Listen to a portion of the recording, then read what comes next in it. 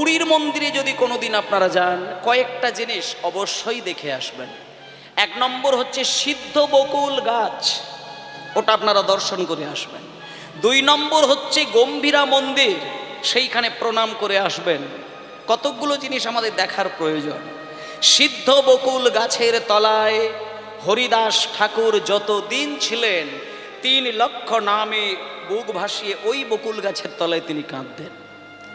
মহাপ্রভু 1000 বার হরিদাসকে বলেছিলেন, হরিদাস তুমি আমার সঙ্গে চলো, জগন্নাথের সামনে থেকে তোমাকে জগন্নাথ দর্শন করাবো।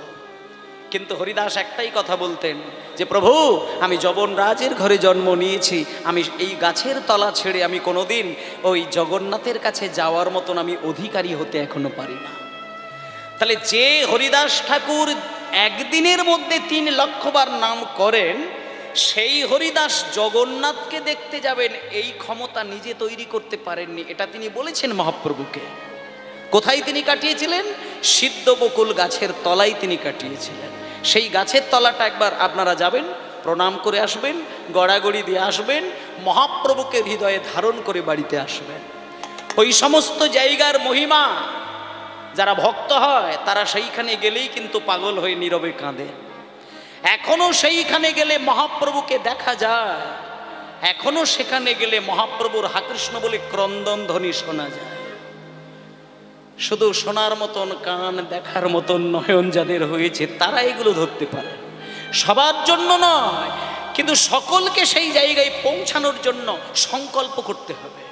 আমি এ জন্মে পারবো না, পরের জন্মে হব। এখনো বৃন্দাবনে গেলে কৃষ্ণের বাঁশি শোনা যায়, এখনো বৃন্দাবনে গেলে রাধারানীর নূপুরের ধ্বনি শোনা যায়। সেই জিনিসগুলো শোনার বা দেখার অধিকারী হতে হবে, ভক্তির বাঁধনে নিজেকে বাঁধতে হয়। তাই ভক্তমণ্ডলী মায়েরা, মহাপ্রভু যখন 24 বছর বয়সে তিনি সন্ন্যাসী হলেন, 24 বছর বয়স থেকে 12টি বছর তিনি দেশে বিদেশে ভ্রমণ করলেন এবং শেষ 12টি বছর ওই যে বললাম গম্ভীরা, ওই গম্ভীরার ঘরে একটানা 12 বছর তিনি কৃষ্ণ বলে কিনেছিলেন। আপনাদেরকে এই কথাগুলো একটু বলবো, তাহলে এগুলো একটু হিসাব করবেন না।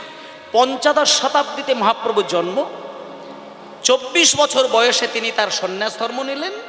সন্ন্যাস ধর্মের পরে 12টা বছর তিনি দেশে বিদেশে ঘুরে কাটালেন। তার পরের 12টি বছর তিনি কি করেছিলেন এইগুলো আপনাদের দেখতে হবে। শেষের 12টি বছর মহাপ্রভু আর কোথাও যায় না, কোথাও যায় না। ওই যে বললাম গম্ভীরা, ওই গম্ভীরার ঘরের দরজা বন্ধ করে দিয়ে ডান দিকে সর্বদা